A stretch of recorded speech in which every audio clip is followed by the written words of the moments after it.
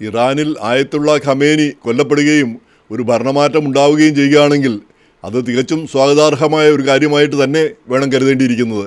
ഒരു മതരാഷ്ട്രം കൂടി ഇല്ലാതാവുന്നു. മനുഷ്യരാശിക്ക് സ്വന്തം കാലിൽ നിൽക്കാനായിട്ട്, മനുഷ്യന് സ്വന്തം കാര്യങ്ങൾ തീരുമാനിക്കാനുള്ള അവകാശം തിരിച്ചു കിട്ടുന്നു. അങ്ങനെ ജനാധിപത്യത്തിലേക്കോ അല്ലെങ്കിൽ ഒരു മാറ്റത്തിലേക്കോ ഇറാൻ മുന്നോട്ട് പോകുന്നു. അപ്പോൾ ഇറാനിലെ 79 ഞാൻ ഓർക്കുന്നുണ്ട്, അവിടെ പിന്നെ ആയത്തുള്ള ഖുമേനിയുടെ നേതൃത്വത്തിൽ ഇസ്ലാമിക ഭരണം സ്ഥാപിക്കുമ്പോൾ അന്ന് കോഴിക്കോടുണ്ടായിരുന്ന ഏതാനും ബഹായി വിദ്യാർത്ഥിനികൾ ഇറാനിൽ നിന്ന് വന്നവരാണ്. അവർ വളരെ ആശങ്കാപൂർവ്വം അവരെ ഞാൻ ഇൻ്റർവ്യൂ ചെയ്യുകയുണ്ടായി. മനോരമയിലാണ് ഞാൻ ജോലി ചെയ്യുന്നത്. അപ്പോൾ അവരെ എല്ലാം ഇങ്ങനെ ഒരു കാലം വന്നതിൽ അത്യന്തികം ആശങ്കയും വേദനയുമാണ് അവർ പങ്കുവെച്ചത്. കാരണം തിരിച്ചു ചെല്ലുമ്പോൾ എന്തായിരിക്കും സ്ഥിതി എന്ന് അറിഞ്ഞുകൂടെ. ഒരു മതരാഷ്ട്രം വരുന്നു, അത് പോരെങ്കിൽ ഇവർ ബഹായികളാണ്, മുസ്ലിങ്ങളല്ല. ഈ ബഹായികളെ മുസ്ലിങ്ങളായിട്ട് അവർ കൂട്ടുന്നില്ല. ബഹായികൾ അതുപോലെ തന്നെ അഹമ്മദിയക്കാരെ ഇവരെയൊന്നും അവർ മുസ്ലിങ്ങളായിട്ട് കൂട്ടുന്നില്ല. ഷിയാകൾ തന്നെ, ഈ സുന്നികൾ ഷിയാകളെ പോലും മുസ്ലിങ്ങളായിട്ട് കൂട്ടുന്നില്ല എന്നാണ് പറയുന്നത്. അപ്പോൾ ഷിയാകളുടേതാണ് ഇറാൻ. അങ്ങനെയുള്ള ഒരു രാജ്യത്ത് തിരിച്ചു പോയ അവരുടെ സ്ഥിതിയൊക്കെ പിന്നീട് എന്തായി എന്ന് അറിഞ്ഞുകൂടാ. എങ്ങനെയായാലും ഇറാൻ നമ്മളുമായിട്ട് വളരെ ബന്ധമുള്ളൊരു കാര്യമാണ്. നമ്മുടെ കോഹിനൂർ അടിച്ചുകൊണ്ട് പോയത് നാദിർ ഷായാണ്. എത്രയാണ് പിന്നെ 1739 ആ സമയത്തോ മറ്റുള്ള യുദ്ധത്തിൽ, കർണാൽ യുദ്ധത്തിൽ. അതുപോലെ തന്നെ നമ്മുടെ പിന്നെ ഈ മയൂര സിംഹാസനം അതും അടിച്ചുകൊണ്ട് അങ്ങോട്ടാണ് പോയത്. പിന്നെ മുഗളന്മാരുടെ സ്വത്തുക്കൾ മുഴുവൻ തട്ടിയെടുത്തുകൊണ്ട് നാദിർ ഷാ പോയിട്ട് പിന്നെ പേർഷ്യയിൽ 3 വർഷത്തേക്ക് പിന്നെ ടാക്സ് ഒന്നും വേണ്ടായിരുന്നു, ആരും നികുതി കൊടുക്കേണ്ടതില്ലായിരുന്നു. അത്രയധികം സ്വത്തുക്കളാണ് ഇന്ത്യയിൽ നിന്ന് പിന്നെ വാരിക്കൊണ്ട് പോയത്. അപ്പോൾ അങ്ങനെ ഇന്ത്യയുമായിട്ട് അടുത്ത ബന്ധമുള്ളതാണ്. അതുപോലെ തന്നെ ഷാജഹാൻ്റെ ഭാര്യ മുംതാസ് മഹൽ, അവരും ഇറാൻ ബന്ധമുള്ളവരാണ്, ഇറാനിയൻ വംശജയാണ്. പൊതുവിൽ നല്ലൊരു രാജ്യമാണ് ഇറാൻ. ഈ സർസസിൻ്റെ കാലം മുതൽ പേർഷ്യ എന്ന് പറയുന്നത് നമ്മളൊക്കെ ഒരു കാലത്ത് പറഞ്ഞിരുന്ന പേർഷ്യയ്ക്ക് പോവുക. അപ്പോൾ പേർഷ്യയുമായിട്ടുള്ള ബന്ധം മാത്രമല്ല, ഒരു ചരിത്രപരമായിട്ട് ഉള്ള ആ പ്രാധാന്യം, ഈജിപ്റ്റ് പിന്നെ പേർഷ്യ ഇങ്ങനെയുള്ള രാജ്യങ്ങൾ. അപ്പോൾ ആ കാലഘട്ടം മുതലുള്ള രാജ്യമാണ്. ബിബ്ലിക്കലായിട്ടുള്ള കാര്യങ്ങളിൽ പിന്നെ എല്ലാ സ്റ്റോറികളിലും പിന്നെ പേർഷ്യയുണ്ട്. അപ്പോൾ അങ്ങനെയുള്ളൊരു രാജ്യം ഇങ്ങനെ കുറേ മതഭ്രാന്തന്മാരുടെ അവരുടെ കയ്യിലായി പോയി എന്നുള്ളതാണ് ഏറ്റവും ഖേദകരമായൊരു കാര്യം. അപ്പോൾ അതിൽ വഴിതെളിച്ചത് അന്നത്തെ ഷാ. അങ്ങേര് തന്നെ പിന്നെ അമേരിക്കയുടെയും ബ്രിട്ടൻ്റെയൊക്കെ ഒരു ശിങ്കിടിയായിട്ടാണ് ഭരണം നടത്തിക്കൊണ്ടിരുന്നത്. അതിനെതിരെയുള്ള ഒരു രോഷമാണ് ജനങ്ങളുടെ ഇടയിൽ നിന്നുണ്ടായതെന്നാണ് അന്നത്തെ കാര്യം ഓർക്കുമ്പോൾ നമ്മൾ മനസ്സിലാക്കേണ്ടിയിരിക്കുന്നത്. കാരണം ഈ 2ാം ലോകമഹായുദ്ധ കാലത്ത് ഈ അമേരിക്കയും പാശ്ചാത്യ രാജ്യങ്ങൾ ബ്രിട്ടനും ഒക്കെ കൂടെ ആണ് അവിടുത്തെ എണ്ണയെല്ലാം നിയന്ത്രിച്ചുകൊണ്ടിരുന്നത്.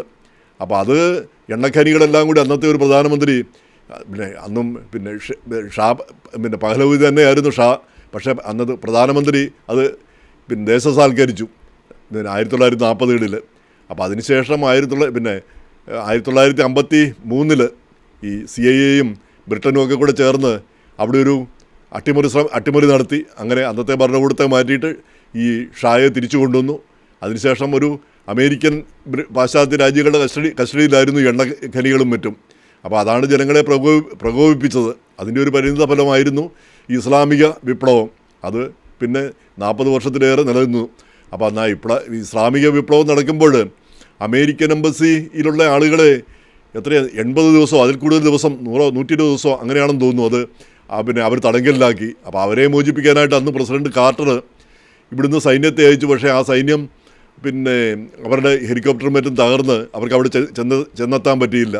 അന്ന് അമേരിക്ക ശക്തമായൊരു നിലപാടെടുത്തിരുന്നെങ്കിൽ, നടപടി എടുത്തിരുന്നെങ്കിൽ ഇതൊന്നും സംഭവിക്കില്ലായിരുന്നു. പക്ഷേ അന്ന് ഒരു ശക്തമായ നടപടി എടുക്കുന്ന കാര്യം ആലോചിച്ചില്ല. കാരണം അന്നത്തെ കാലത്തെല്ലാം ജനാധിപത്യപരവും ഓരോ രാജ്യവും അവരുടെ കാര്യങ്ങൾ അവർ തന്നെ തീരുമാനിക്കണം എന്നുള്ള ചിന്താഗതിയുടെ ഒരു കാലമായിരുന്നു അത്. ഇന്നിപ്പം ട്രംപ് അതൊന്ന് മാറ്റി എഴുതിക്കൊണ്ടിരിക്കുന്നു. അപ്പോൾ ഇന്നത്തെ ന്യൂയോർക്ക് ടൈംസിലും മറ്റും ട്രംപിൻ്റെ ഈ നിലപാടിനെതിരെ ശക്തമായ വിമർശനമുണ്ട്. അതുപോലെ തന്നെ ധാരാളം റിപ്പബ്ലിക്കൻ പാർട്ടിയിൽ തന്നെയുണ്ട്. പ്രസിഡന്റ് തന്നെയല്ല തീരുമാനിക്കേണ്ടത്, യുദ്ധം തീരുമാനിക്കേണ്ടത് കോൺഗ്രസ്സാണ് എന്നാണ് അവർ പറയുന്നത്. അത് സത്യവുമായിരിക്കും. പക്ഷേ ഈ യുദ്ധകാര്യം എങ്ങനെ കോൺഗ്രസ് തീരുമാനിക്കും? കോൺഗ്രസ് തീരുമാനിച്ചിട്ട് കോൺഗ്രസിൻ്റെ അനുമതി മേടിച്ചുകൊണ്ട് യുദ്ധത്തിന് പോകാൻ പറ്റുമോ? ഈ മദുരോയൊക്കെ പിടിച്ച കാര്യം നമുക്കറിയാം.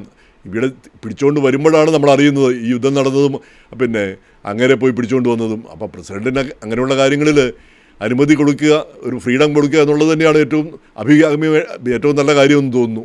എന്തായാലും ഈ ഇറാൻ്റെ ഭാവിയാണ് ഇനി നമുക്കറിയേണ്ടിയിരിക്കുന്നത്. ഇറാൻ ഇത്രയും കാലം ഈ മതഭീകരത പിന്നെ ഒരു പുരോഗതി പ്രാപിച്ച ഒരു വെസ്റ്റേണൈസ് ചെയ്ത ഒരു രാജ്യമാണ് ഇറാൻ. അതുമാത്രമല്ല അഫ്ഗാനിസ്ഥാനും ഒക്കെ മനുഷ്യരായിട്ട് ജീവിച്ച സ്ഥലങ്ങളാണ്. സ്ത്രീകളൊക്കെ മനുഷ്യരെ തുല്യാവകാശത്തോടെ ജീവിച്ച സ്ഥലം. പിന്നീട് അവർ പർദ്ദയ്ക്കുള്ളിലും ഒക്കെ ആയിട്ട് വീടിൻ്റെ ഉള്ളിൽ കഴിയേണ്ട സ്ഥിതി വന്നു. അവർ സ്കൂളിൽ പോയാൽ അത് വലിയ കുറ്റമായിട്ട് പിന്നെ മാറുന്ന അവസ്ഥ വന്നു. അല്ലെങ്കിൽ ജോലിക്ക് പോയി കഴിഞ്ഞാൽ നമ്മൾ അഫ്ഗാനിസ്ഥാനിൽ ഒക്കെ കണ്ടതാണ്, ജോലിക്ക് പോയ സ്ത്രീകളെയൊക്കെ കുഴി കുത്തി നിർത്തിയിട്ട് അവരുടെ തലയ്ക്ക് വെടിവെച്ച് കൊല്ലുന്ന ആ സ്ഥിതി. അങ്ങനെയുള്ള ക്രൂരകൃത്യങ്ങൾ അതിപ്പം വീണ്ടും പിന്നെ വന്നുകൊണ്ടിരിക്കുകയാണ്. അപ്പോൾ അതിനെതിരെയാണ് ഇപ്പോൾ പാകിസ്ഥാൻ അതിശക്തമായിട്ട് ഈ അഫ്ഗാനിസ്ഥാൻ ശരിപ്പെടുത്തുന്ന ഒരു സ്ഥിതി വന്നിട്ടുണ്ട്. അപ്പോൾ അക്കാര്യത്തെ പറ്റിയും പ്രസിഡന്റ് ട്രംപ് പറഞ്ഞിട്ടുണ്ട്, അവിടെ ഇടപെടും, പാകിസ്ഥാനുമായിട്ട് അതിഭയങ്കര ബന്ധമാണ് എന്ന് മാത്രമല്ല പാകിസ്ഥാനിലെ സൈനിക മേധാവി ആസിം മുനീറുമായിട്ട് ഏറ്റവും അടുത്ത ചങ്ങാത്തമാണെന്നാണ് പറയുന്നത്. അപ്പോൾ അതിൻ്റെ ഒരു കുറ്റക്കാരൻ നമ്മളുമുണ്ട്. ഓപ്പറേഷൻ സിന്ദൂർ എന്നൊക്കെ പറഞ്ഞ് നമ്മൾ പെട്ടെന്നൊരു യുദ്ധം ഉണ്ടായി, ആ യുദ്ധം അവസാനിച്ചു. പക്ഷേ പാകിസ്ഥാനും അമേരിക്കയും ചങ്ങാതികളായി മാറി. അപ്പോൾ ഇന്ത്യക്കുള്ള പ്രാധാന്യം കുറയുകയും ചെയ്തു. അപ്പോൾ യുദ്ധം എവിടെ ചെന്നാണ് അവസാനിക്കുക എന്ന് നമുക്ക് പറയാൻ പറ്റത്തില്ല, ഏത് രീതിയിലാണ് പോവുക എന്ന്. അപ്പോൾ ഈ യുദ്ധം എന്തായാലും ജനാധിപത്യം പുനഃസ്ഥാപിക്കുകയും ജനാധിപത്യം തിരിച്ചു കൊണ്ടുവരാൻ പറ്റില്ല, അവിടെ നേരത്തെ രാജാവായിരുന്നു. ജനാധിപത്യം വരികയും അവരെ പുരോഗമനപരമായ ഒരു രാജ്യമായി മാറുകയും ചെയ്യുകയാണെങ്കിൽ അത് മനുഷ്യരാശിക്ക് തന്നെ വലിയൊരു നേട്ടമാണ്. കാരണം ഇസ്രായേലിനെ തകർക്കും, ഇസ്രായേലിന് ജീവിക്കാൻ അവകാശമില്ല എന്നൊന്നും പറയേണ്ട ഒരു കാര്യമില്ല. കാരണം ഇസ്രായേൽ ഒരു യാഥാർത്ഥ്യമാണ്. ആ യാഥാർത്ഥ്യം അംഗീകരിക്കും. ഒരാകപ്പാടെ ഒരു തിരിപ്പൊന്ന സ്ഥലമാണ്. അവർക്ക് മിഡിൽ ഈസ്റ്റിൽ അവിടെ ഇസ്രായേലികൾക്കൊന്നും യഹൂദർക്ക് ജീവിക്കാനേ പാടില്ല എന്നുള്ളൊരു ചിന്താഗതി തന്നെ ശരിയല്ലല്ലോ. എന്നിട്ട് തീവ്രവാദ പരിപാടികൾ, ഹമാസും മര്യാദയ്ക്ക് ജീവിക്കാനല്ല, എല്ലാവരും കൂടെ ജീവിക്കാനല്ല നോക്കുന്നത്. ഇത്തിരി പോകുന്നൊരു സ്ഥലമാണ്. അതിനു പകരം പരസ്പരം പോരടിക്കാനും പരസ്പരം യുദ്ധം ചെയ്യാനും, ഇതാണ് പരസ്പരം നശിപ്പിക്കാനും, അങ്ങനെയുള്ളൊരു തത്വശാസ്ത്രവുമായിട്ട് നിൽക്കുക, അതിനുവേണ്ടി സഹായങ്ങൾ എത്തിക്കുക. അപ്പോൾ അതിൻ്റെ ഏറ്റവും പ്രധാനപ്പെട്ട സ്ഥലമായിരുന്നു ഇറാൻ.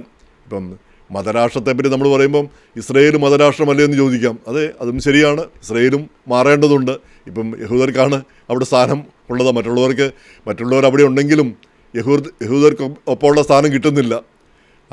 എന്തായാലും അത് ചരിത്രപരമായൊരു കാര്യം. അതിനൊക്കെ ഒരു മാറ്റം ഉണ്ടാവേണ്ടതുണ്ട്. മാറ്റമാണ് ആവശ്യമുള്ള കാര്യം. ജനാധിപത്യത്തിലും തുല്യതയിലും അടിസ്ഥാനമുള്ള മാറ്റം. അതിനു പകരം ഈ മതത്തിൻ്റെ അടിസ്ഥാനത്തിലുള്ള വൈരാഗ്യവും ആക്രമണവും കൊലയും അതിലേക്ക് പോകുമ്പോഴാണ് പ്രശ്നമാകുന്നത്. അപ്പോൾ അതിനൊരു മാറ്റം ഇറാനിൽ ഉണ്ടാവണം എന്നാണ് നമ്മളെല്ലാം ആഗ്രഹിക്കുന്നത്. ഈ ഖമേനിയുടെ മാറ്റവും ഒരു ഭരണമാറ്റവും കൂടി ഉണ്ടാവട്ടെ, ജനാധിപത്യം തിരിച്ചു വരട്ടെ, അല്ലെങ്കിൽ ജനാധിപത്യം ഉണ്ടാവട്ടെ, സതുദ്ദേശത്തോടുകൂടി മനുഷ്യർ മുന്നോട്ട് പോകുന്ന ഒരു കാലം വരട്ടെ എന്ന് നമുക്ക് ആശിക്കാം.